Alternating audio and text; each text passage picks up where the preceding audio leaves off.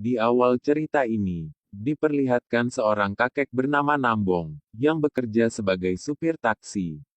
Mempunyai taksi sendiri adalah sebuah kebanggaan baginya. Tak terasa sudah berpuluh tahun dijalaninya. Umurku semakin tua, tapi semangatnya yang masih tinggi. Lalu si kakek pulang ke rumah untuk makan siang. Saat itu si nenek bernama Meije sedang bermain dengan cucunya, yang bernama Unci. Karena terlalu sibuk bermain dengan cucunya, si nenek lupa untuk menyajikan makan siang. Alhasil kakek langsung memarahi. Belum lagi saat si kakek ini menemukan sedikit kotoran di kamar, langsung saja ia membentak nenek. Anak mereka yang bernama Jisoo.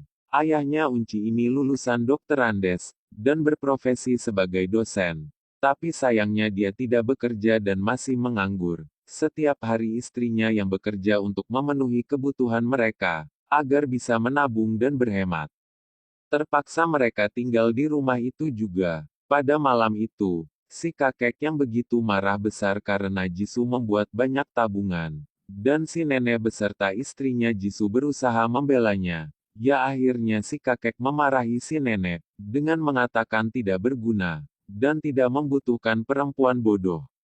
Keesokan harinya, saat makan bersama, si nenek meminta uang pada si kakek, untuk membeli ayam pada cucunya. Si kakek langsung marah sambil membanting meja. Walaupun begitu, si nenek tetap sabar menghadapi sifat si kakek yang seperti itu, dan tetap memperhatikannya. Hingga suatu hari si nenek sering merasakan sakit kepala dan pusing, dan saat sedang bermain dengan cucunya, tiba-tiba si nenek lupa semuanya, karena sudah terlalu sering mengalami sakit kepala. Lalu si nenek diam-diam pergi ke dokter.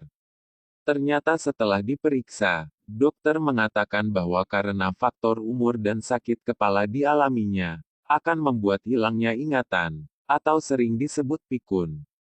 Si kakek yang mengetahui akan hal itu tentu saja merasa sedih, karena si nenek yang kadang-kadang secara tiba-tiba lupa segalanya. Yang dia sangat ingat hanya anak mereka yang pertama, yang bernama Jisup, sudah meninggal karena sakit ketika masih kecil. Saat itu ingatan si nenek kambuh lagi. Dia menuduh si kakek yang membunuh anak mereka yang bernama Jisoo, dan memukul mobil kesayangan si kakek. Dia selalu menyalahkan atas meninggalnya anak mereka. Dia juga hampir memukul si kakek dengan cangkul. Melihat penyakit ini yang tambah parah, mereka memutuskan untuk menitipkan si nenek di panti jompo agar tidak merepotkan siapapun. Namun Nambong berubah pikiran, dan merawat istrinya sendiri. Kemudian anak laki-laki mereka memutuskan untuk keluar dari rumah setelah mengetahui kondisi neneknya yang semakin buruk. Dan hampir menyalakan cucunya Angi. Selang beberapa waktu, kemudian Lambung pun juga divonis mengidap penyakit yang sama. Setelah menyadari itu dia berniat untuk pensiun dari supir taksi.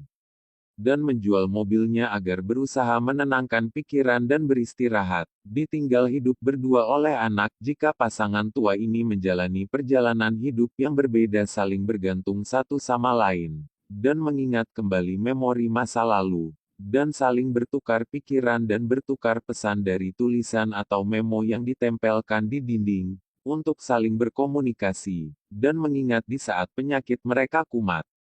Di mana terkadang si kakek ternyata kagum dengan istrinya, di mana dia sudah mahir dalam menulis dan membaca.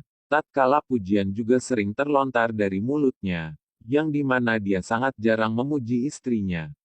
Hari berganti, penyakit istrinya semakin memburuk di mana harus dilarikan ke rumah sakit. Setelah sadar, si nenek malah mencoba melakukan percobaan bunuh diri.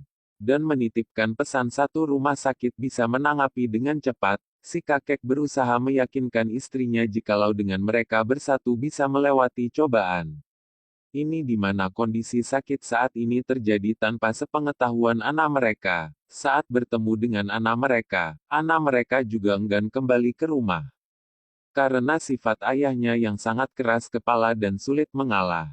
Tanpa pikir panjang si kakek juga berusaha untuk mengakhiri ini semua. Di mana dia berniat membeli kembali mobilnya dan berniat bunuh diri bersama istrinya. Dengan mengendarai mobil dengan kecepatan yang sangat tinggi sambil melepas sabuk pengaman. Tapi ternyata malaikat maut juga enggak membantu mereka. Polisi melihat-lihat si kakek dengan membawa mobil begitu cepat. Dan ternyata anak mereka, istri dan cucunya berkunjung ke rumah mereka. Dan mendapati banyak tulisan di dinding. Dan menyadari betapa sulitnya kehidupan yang dialami orang tua mereka. Dan berusaha mencari tahu keberadaan mereka.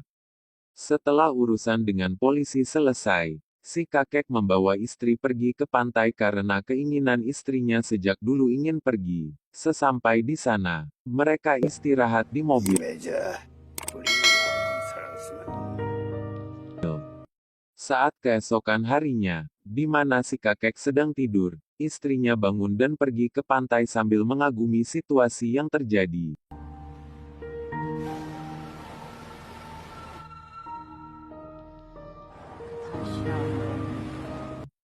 Si kakek pun bangun, dan menyusul istrinya di tepian. Dan seketika istrinya pingsan dan ternyata istrinya meninggal saat itu juga. Reaksi kakek dengan penuh penyesalan mengaku salah, meminta maaf, dan berkata mari kita ke surga bersama. Film ini akan membawa kita menyadari akan pengaruh sebuah penyakit demensia yang tidak hanya mempengaruhi fisik seseorang, namun juga mental dan tidak hanya si penderita yang mengalaminya, melainkan pula bagi keluarganya.